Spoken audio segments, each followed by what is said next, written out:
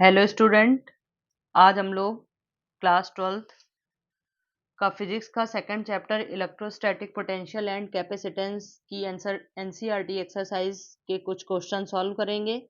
तो जिसमें से सबसे पहले क्वेश्चन नंबर 2.4 को समझ लेंगे और इसका सॉल्यूशन समझेंगे।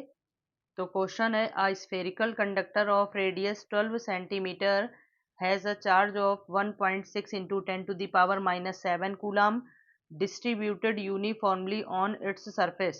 What is the electric field? First number inside the surface, second में just outside the surface and third है at the point 18 centimetre from the center of surface. तो इस क्वेश्चन को समझेंगे पहले। एक स्फेरिकल कंडक्टर है जिसकी रेडियस 12 सेंटीमीटर है और इसमें जो चार्ज है वो 1.6 into 10 to the power minus 7 coulomb uniformly इसकी सरफेस पर डिस्ट्रीब्यूट किए गए हैं और इसकी इलेक्ट्रिक फील्ड पूछी गई है। इलेक्ट्रिक फील्ड निकालनी है सरफेस के इनसाइड, सरफेस के आउटसाइड पॉइंट पर और उसी सरफेस के सेंटर से 18 सेंटीमीटर पर एक पॉइंट लिया गया है वहां पर।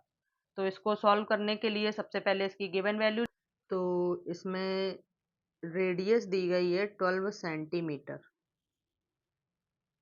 चार्ज दिया गया है Q is equal to 1.6 into 10 to the power minus 7 coulomb और इलेक्ट्रिक फील्ड निकालनी है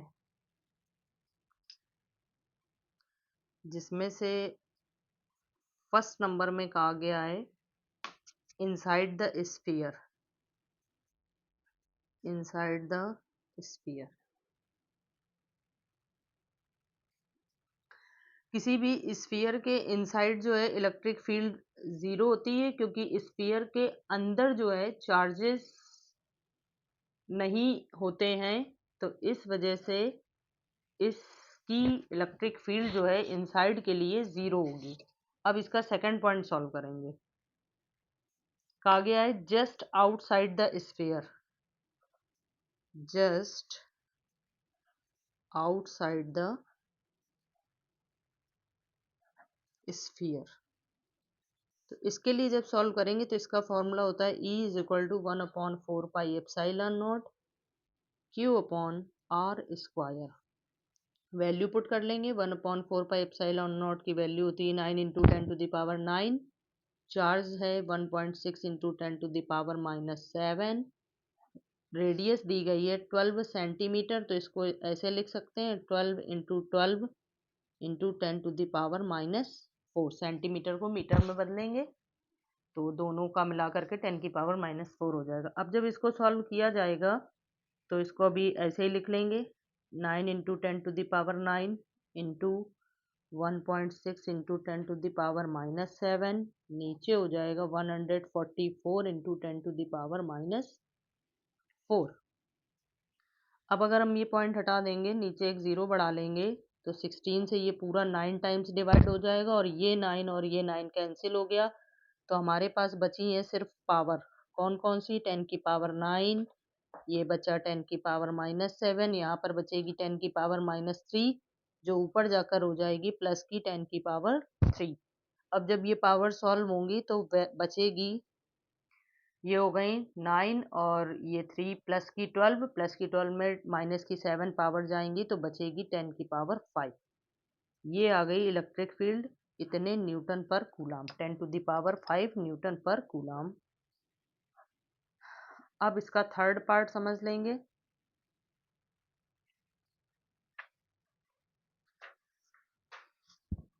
थर्ड पार्ट में कहा गया है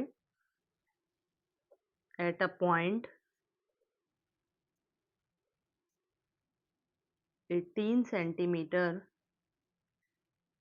from the centre of sphere. अब जो है रेडियस इसकी हो गई है 18 सेंटीमीटर। फॉर्मूला सेम रहेगा, E is equal to 1/4 pi epsilon naught Q upon R square ही रहेगा। अब R की वैल्यू चेंज हो गई है, बाकी सारी चीज़ें सेम रहेंगी। 9 इंटू 10 टू द पावर 9, ये 1.6 into 10 to the power minus 7 था। ये हो जाएगा 18 सेंटीमीटर, तो 18 इंटू 18 इंटू 10⁻⁴।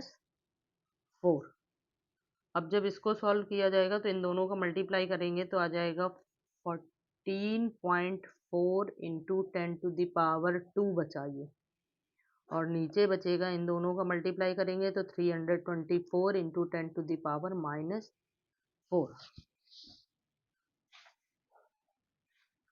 और जब इसे डिवाइड करेंगे तो आ जाएगी वैल्यू 0.044 इंटू 10⁻, ये माइनस की 4 ऊपर जाएगी तो प्लस की 6, तो इसे, ये पॉइंट जो है 2 डिजिट यहाँ पर ले आएंगे तो इसे ऐसे लिख सकते हैं 4.4 इंटू 10⁻⁴ न्यूटन पर कूलम।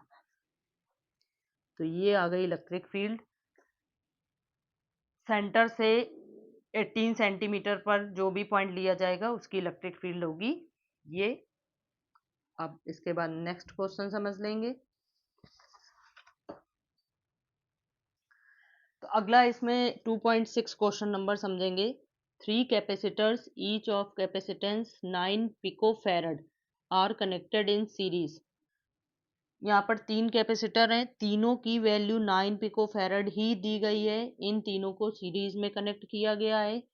फर्स्ट नंबर में पूछा गया है what is the total capacitance of the combination. इस कॉम्बिनेशन में जो भी टोटल कैपेसिटेंस होगा वो क्या होगा, वो निकालना है। सेकंड में what is the potential difference across each capacitor if the combination is connected to 120 volt supply. अगर पूरा जो भी कॉम्बिनेशन है उसमें 120 वोल्ट की सप्लाई दी जा रही है तो ईच कैपेसिटर के लिए जो पोटेंशियल डिफरेंस होंगे वो क्या होंगे, क्योंकि हमें पता होना चाहिए कि सीरीज कॉम्बिनेशन में चार्जेस सेम रहते हैं, पोटेंशियल डिफरेंस कैपेसिटर्स के अकॉर्डिंग जो है वो डिवाइड हो जाता है। तो अब इसको सॉल्व कर लेंगे। 2.6, इसका एक छोटा सा सर्किट बना देंगे सबसे पहले इस तरह से।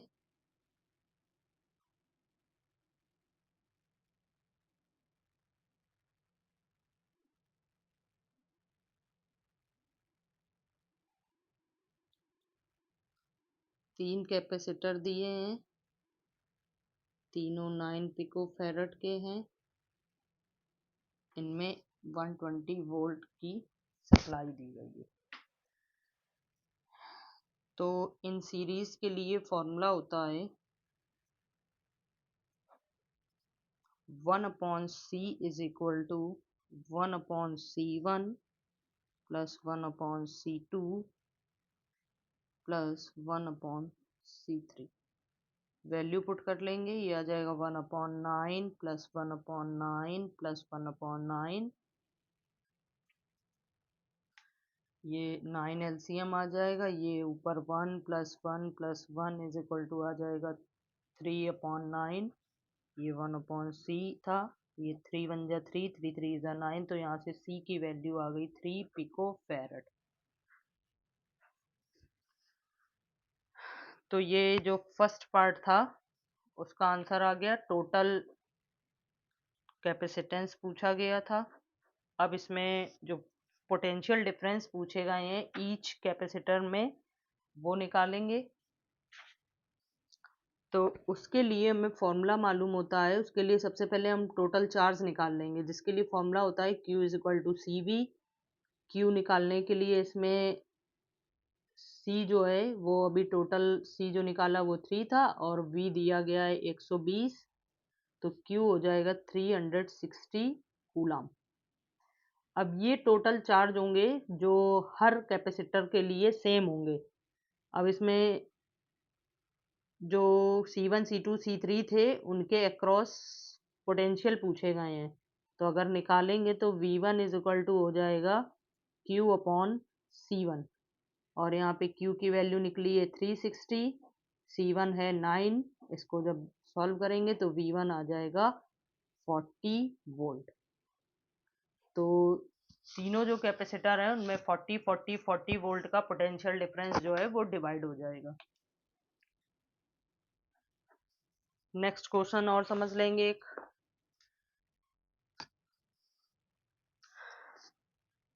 2.7 3 capacitors of capacitance 2 picofarad 3 picofarad and 4 picofarad are connected in parallel। इसमें तीन कैपेसिटर कैपेसिटेंस के कैपेसिटर दिए गए हैं जिनकी वैल्यू है 2 3 4 पिकोफैरड। इनको पैरेलल में कनेक्ट किया गया है। इसमें इनका टोटल कॉम्बिनेशन का जो टोटल कैपेसिटेंस होगा वो पूछा गया है। और सेकंड नंबर में determine the charge on each capacitor if the combination is connected to 100 volt supply. इसमें क्या है, इसमें चार्ज पूछे गए हैं ईच कैपेसिटर के अगर कॉम्बिनेशन जो है वो 100 वोल्ट की सप्लाई के साथ कनेक्ट किया गया है। क्योंकि ये पैरेलल कॉम्बिनेशन का क्वेश्चन है और इसमें जस्ट अपोजिट हो जाता है। जैसे अभी सीरीज वाले में पढ़ा था कि सीरीज में पोटेंशियल डिवाइड होता है, चार्ज सेम रहते हैं।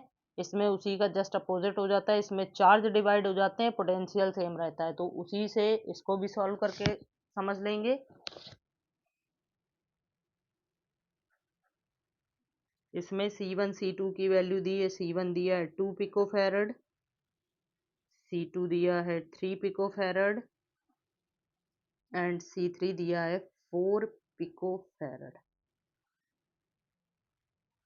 और इसमें जो पोटेंशियल है वो 100 वोल्ट है। अगर इसका एक छोटा सा डायग्राम बनाएं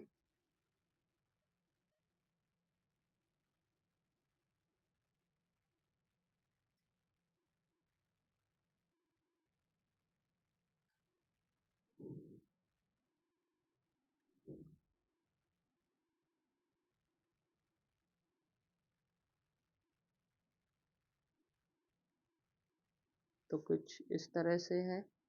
ये 2 पिकोफैरड हो गया, ये 3 पिकोफैरड हो गया, ये 4 पिकोफैरड। क्योंकि ये पैरेलल में कनेक्ट हैं तो पैरेलल का फॉर्मूला होता है C1 plus C2 plus C3। Value put कर लें, 2 प्लस 3 प्लस 4, ये आ जाएगा 9 पिकोफैरड। टोटल कैपेसिटेंस जो है वो आ गया 9 पिकोफैरड।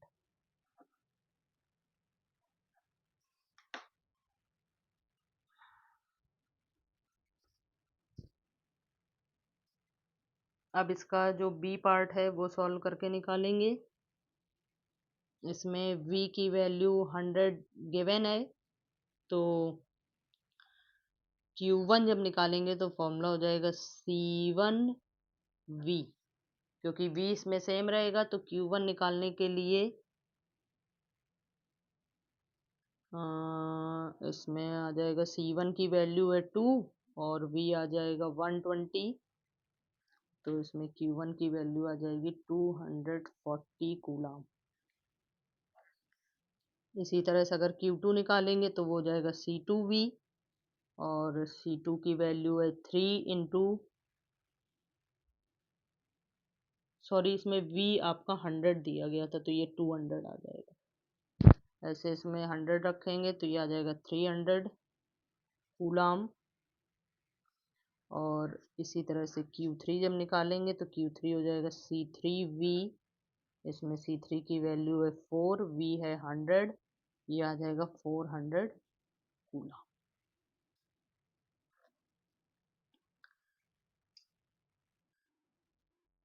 तो ये इस एक्सरसाइज के 3 क्वेश्चन आपको सॉल्व करके बता दिए गए हैं। नेक्स्ट वीडियो में आपको इसके आगे के जो भी क्वेश्चन है वो सॉल्व करके बताए जाएंगे। आपको वीडियो अच्छा लगा हो, क्वेश्चन समझ में आए हो तो इस वीडियो को लाइक करें, शेयर करें, सब्सक्राइब करें। Okay, thank you.